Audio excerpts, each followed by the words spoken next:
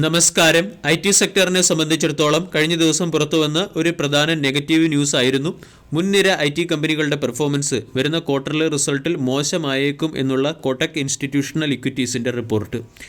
Infosys, Wipro, tech Mahindra തുടങ്ങിയ കമ്പനികളുടെ revenue year on ഇയറിലും ക്വാർട്ടർ ടു ക്വാർട്ടറിലും ഇടിഞ്ഞേക്കും. വീക്ക് ഡിസ്ക്രിഷണറി സ്പെൻഡിങ്ങിൻ്റെയും പ്രൊജക്റ്റ് കട്ടിൻ്റെയും പശ്ചാത്തലത്തിലാണ് IT കമ്പനികളുടെ പെർഫോമൻസ് മോശമാകാനുള്ള സാധ്യത. മറ്റ് പ്രമുഖ IT കമ്പനികളിൽ നിന്നും സിംഗിൾ ഡിജിറ്റ് ഗ്രോത്ത് മാത്രമേ ഇപ്രാവശ്യം പ്രതീക്ഷിക്കാവൂ. ഡീറ്റെയിലായി പരിശോധിച്ചാൽ ഇൻഫോസിസിൻ്റെ ഗ്രോത്ത് ഇയർ ഓൺ ഇയറിൽ 1.9%, ക്വാർട്ടർ ടു ക്വാർട്ടറിൽ 2.2% ഇടിഞ്ഞേക്കും. വിപ്രോയുടെ ഗ്രോത്ത് ഇയർ ഓൺ ഇയറിൽ 6.9%, ക്വാർട്ടർ ടു ക്വാർട്ടറിൽ 2.7% ഇടിഞ്ഞേക്കും. ടെക് മഹീന്ദ്രയുടെ ഗ്രോത്ത് ഇയർ ഓൺ ഇയറിൽ 8.8%, ക്വാർട്ടർ ടു ക്വാർട്ടറിൽ 1% ഇടിഞ്ഞേക്കും. എംഫസിസിൻ്റെ ഗ്രോത്ത് ഇയർ ഓൺ ഇയറിൽ 9.4%, ക്വാർട്ടർ ടു ക്വാർട്ടറിൽ 0.5% ഇടിഞ്ഞേക്കും. ഒരൽപ്പമെങ്കിലും ഭേദപ്പെട്ട പെർഫോമൻസ് കാഴ്ചവെക്കാൻ സാധ്യതയുള്ള മുൻനിര IT കമ്പനികൾ TCSഉം HCL ടെക്കുമാണ്. TCSൻ്റെ പെർഫോമൻസ് അല്ലെങ്കിൽ TCSൻ്റെ റവന്യൂ ഗ്രോത്ത് ഇയർ ഓൺ ഇയറിൽ 0.5%, ക്വാർട്ടർ ടു ക്വാർട്ടറിൽ 4.3% എസ്റ്റിമേറ്റ് ചെയ്തിരിക്കുന്നത്. HCL ടെക്കിൻ്റെ റവന്യൂ ഗ്രോത്ത് ഇയർ ഓൺ ഇയറിൽ 2.2%, ഇയർ ഓൺ ഇയറിൽ 1%, ക്വാർട്ടർ ടു ക്വാർട്ടറിൽ 2.2% എസ്റ്റിമേറ്റ് ചെയ്തിരിക്കുന്നത്.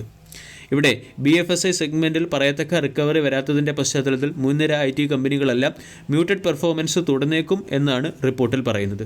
അതേസമയം മിഡ് ടയർ IT കമ്പനികൾ മിക്സഡ് ഗ്രോത്ത് പെർഫോമൻസ് കാഴ്ചവെച്ചേക്കും. എന്നാലും മുൻ വർഷങ്ങളുമായി താരതമ്യപ്പെടുത്തുമ്പോൾ ഗ്രോത്ത് കുറയാനുള്ള പോസിബിലിറ്റിയാണ് കാണുന്നത്. ഇതോടൊപ്പം തന്നെ ഇൻവെസ്റ്റ്മെൻറ്റ് ഏരിയയെ റീപ്രയോറിറ്റൈസ് ചെയ്യാത്തതിൻ്റെ പശ്ചാത്തലത്തിൽ 2024 കറണ്ട് ഇയറിലെ ഫസ്റ്റ് ഹാഫ് വരെ IT സെക്ടറിലെ കമ്പനികളിൽ നിന്നും റിക്കവറി പ്രതീക്ഷിക്കേണ്ട എന്നും കോട്ടക് ഇൻസ്റ്റിറ്റ്യൂഷണൽ ഇക്വിറ്റീസിൻ്റെ റിപ്പോർട്ടിൽ പറയുന്നു. ഇനി ചില FMCG സെക്ടറിലെ സ്റ്റോക്കുകളുമായി ബന്ധപ്പെട്ട ലേറ്റസ്റ്റ് അപ്ഡേറ്റിലേക്ക് കടക്കാം. ഒന്നാമത്തെ stock Tata consumer product limited. കഴിഞ്ഞ ദിവസം ടാറ്റ കൺസ്യൂമർ പ്രൊഡക്റ്റ് ലിമിറ്റഡ് 4.61% ഉയർന്ന് 1089 രൂപയ്ക്കടുത്ത് ക്ലോസിംഗ് നൽകി.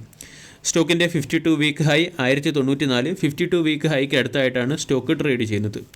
ടാറ്റ കൺസ്യൂമർ എന്ന കമ്പനി 1,00,000 കോടിയുടെ മാർക്കറ്റ് ക്യാപ്പ് മറികടക്കുന്ന 6ാമത്തെ ടാറ്റ ഗ്രൂപ്പിലെ കമ്പനിയായി മാറി എന്നുള്ളതാണ് സ്റ്റോക്കിനെ സംബന്ധിക്കുന്ന പ്രധാന update. TCS, Titan, Tata Motors, Tata steel, trend തുടങ്ങിയ കമ്പനികളാണ് മുമ്പ് 1,00,000 കോടിയുടെ മാർക്കറ്റ് ക്യാപ്പ് മറികടന്ന മറ്റ് കമ്പനികൾ. TCSൻ്റെ മാർക്കറ്റ് ക്യാപ്പ് 13.91 ലക്ഷം കോടിയാണ്. ടാറ്റാൻ്റേത് 3.26 ലക്ഷം കോടിയാണ്. ടാറ്റ മോട്ടോഴ്സിൻ്റേത് 2.63 ലക്ഷം കോടിയും ടാറ്റ സ്റ്റീലിൻ്റേത് 1.71 ലക്ഷം കോടിയും. ടാറ്റ കൺസ്യൂമർ പ്രൊഡക്റ്റ് ലിമിറ്റഡിനെ സംബന്ധിക്കുന്ന മറ്റൊരു പ്രധാന അപ്ഡേറ്റ് ടാറ്റ കൺസ്യൂമർ പ്രൊഡക്റ്റും ടാറ്റ കോഫിയും തമ്മിൽ മെർജ് ആകുന്നു. ഈ മെർജ് 2024 ജനുവരി 1 മുതൽ പ്രാബല്യത്തിൽ വരും. ഇതിൻ്റെ റെക്കോർഡ് ഡേറ്റ് ജനുവരി 15-ാം തീയതിയായി നിശ്ചയിച്ചിട്ടുണ്ട്. ഈ ന്യൂസിൻ്റെ പശ്ചാത്തലത്തിലും സ്റ്റോക്കിൽ കഴിഞ്ഞ ദിവസം ബൈയിങ് മൊമെൻറ്റം വന്നിട്ടുണ്ട്.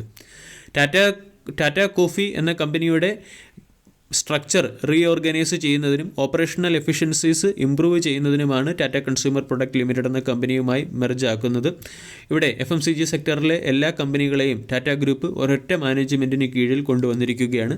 ഇതിൻ്റെ പശ്ചാത്തലത്തിൽ കമ്പനികളുടെ optimum utilization Tata consumer product limited എന്ന മാനേജ്മെൻറ്റിൽ നിന്നും പ്രതീക്ഷിക്കാവുന്നതാണ്. ടാറ്റ കൺസ്യൂമർ കഴിഞ്ഞ വർഷം മികച്ച പെർഫോമൻസ് കാഴ്ചവെച്ചു. ഇയർ ഓൺ ഇയറിൽ 40% റിട്ടേൺ ആണ് നൽകിയത്. കഴിഞ്ഞ 3 മാസം കൊണ്ട് 25% റിട്ടേൺ നൽകി. സ്റ്റോക്ക് ഹൈ ബുള്ളിഷ് ട്രെൻഡിലാണ് തുടരുന്നത്. 50-day 200-day exponential moving average റേഞ്ചിന് മുകളിൽ സ്റ്റോക്ക് ട്രേഡ് ചെയ്യുന്നു. ടാറ്റ കൺസ്യൂമർ പ്രൊഡക്റ്റിൻ്റെ കഴിഞ്ഞ ക്വാർട്ടർലി റിസൾട്ടിൽ കമ്പനി 3% ഗ്രോത്താണ് നേടിയത്. 328 കോടിയിൽ നിന്നും 338 കോടിയിലേക്ക് നെറ്റ് പ്രോഫിറ്റിനെ കമ്പനിക്ക് ഉയർത്താൻ സാധിച്ചു. റവന്യൂ 3,363 കോടിയിൽ നിന്നും 3,734 കോടിയിലേക്ക് മെച്ചപ്പെടുത്തി. അതേസമയം EBITDA 30% ഇയർ ഓൺ ഇയറിൽ വർദ്ധിച്ച് 569 കോടിയിലേക്ക് എത്തുകയും ചെയ്തു. സ്റ്റോക്ക് ഓവർബോട്ട് സോണിലാണ്. RSI 84-നടുത്താണ്. അതുകൊണ്ട് ഓവർബോട്ട് സോണിലുള്ള സ്റ്റോക്കിൽ ഒരു ഫ്രഷ് ഇൻവെസ്റ്റ്മെൻറ്റ് ഓപ്പർച്യൂണിറ്റി ഇല്ല. അതേസമയം സ്റ്റോക്കിൽ ആൾറെഡി പൊസിഷൻ എടുത്തവർക്ക് തുടർന്നും ഹോൾഡ് ചെയ്യാവുന്നതാണ്. FMCG സെഗ്മെൻറ്റിലെ രണ്ടാമത്തെ സ്റ്റോക്ക് ഹിന്ദുസ്ഥാൻ ഫുഡ്സ് ലിമിറ്റഡ് ആണ്.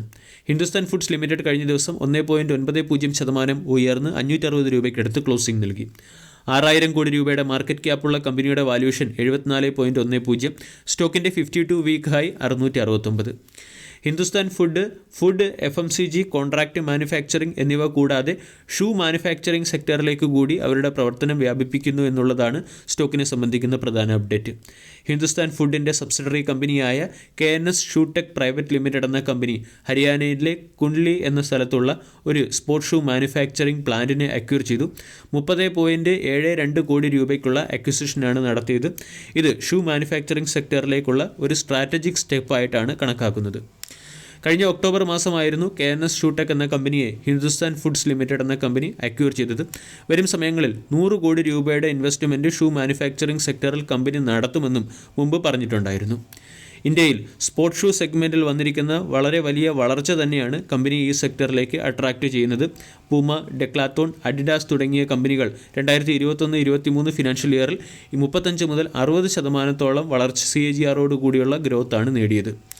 ഇതോടൊപ്പം തന്നെ കമ്പനിയുടെ ചെന്നൈയിലുള്ള ഒരു എക്സിസ്റ്റിംഗ് ഫാക്ടറിയിൽ ബ്രൗൺ ഫീൽഡ് ഇൻവെസ്റ്റ്മെൻറ്റ് നടത്തും എന്നുള്ളൊരു അപ്ഡേറ്റും മാനേജ്മെൻറ്റിൻ്റെ സൈഡിൽ നിന്നും പുറത്തു വന്നിട്ടുണ്ട്. ഇതുവഴി എക്സ്പോർട്ടിംഗ് ഓപ്പർച്യൂണിറ്റി കൂടി കമ്പനി ടാപ്പ് ചെയ്യുകയാണ്.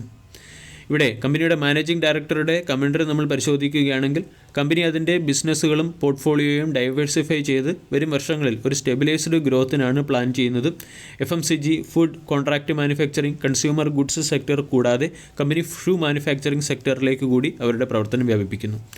ഓവറാൾ സ്റ്റോക്കിനെ സംബന്ധിച്ചിടത്തോളം 500 രൂപയുടെ പ്രധാന സപ്പോർട്ടും 625 രൂപയുടെ ഇമ്മീഡിയറ്റ് റെസിസ്റ്റൻസുമാണുള്ളത്. 625 രൂപയുടെ ഇമ്മീഡിയറ്റ് റെസിസ്റ്റൻസ് മറികടന്നാൽ സ്റ്റോക്ക് ചിലപ്പോൾ 700 എന്ന ലെവലിലേക്ക് എത്തിയേക്കാം.